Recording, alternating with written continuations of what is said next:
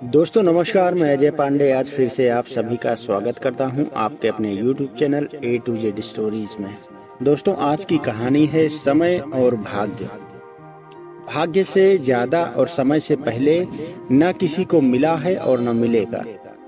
एक सेठ जी थे जिनके पास काफी दौलत थी और सेठ जी ने उस धन से निर्धनों की सहायता की, अनाथ आश्रम एवं धर्मशाला आदि बनवाए।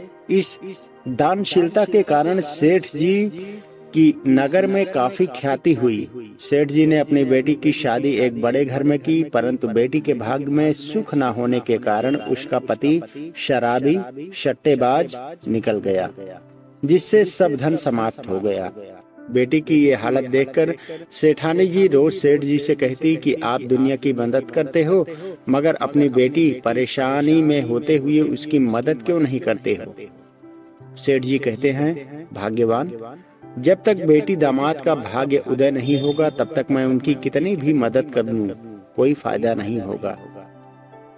जब उनका भाग्य उदय होगा तो वो अपने आप सब मदद करने को तैयार हो जाएंगे, परंतु माँ तो माँ होती है। बेटी परेशानी में हो तो माँ को कैसे चैन आएगा। इसी सोच विचार में सेठानी जी रहती थी कि किसी तरह बेटी की आर्थिक मदद कर दूं।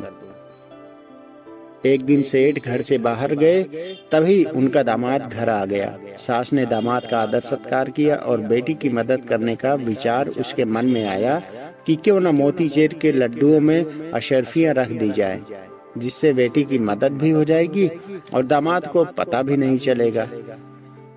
सास ने ये सोचकर लड्डुओं के बीच में अशर्फियां दबा कर रख दी और दामाद जी को टीका लगाकर विदा करते समय 5 किलो शुद्ध देसी घी के लड्डू जिसमें अशर्फियां थी वह दामाद जी को दे दिए। दामाद जी लड्डू लेकर घर चले गए। दामाद जी ने सोचा कि इतना वजन कौन लेकर जाए, क्यों ना यही मिठाई की दुकान पर इसको बेच दिया जाए। और दामाद ने वह लड्डुओं का पैकेट मिठाई वाले को बेच दिया। दुकानदार से पैसे लेकर जेब में डालकर वो आगे बढ़ गया।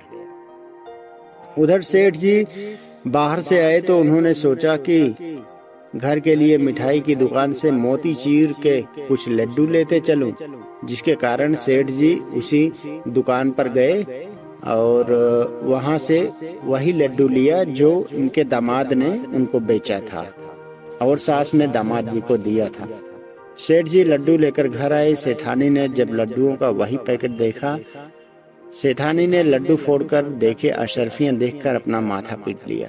सेठानी ने सेठ जी को दामाद के आने से लेकर जाने तक सारे लड्डुओं अशर्फियों सबकी कहानी सुना डाली।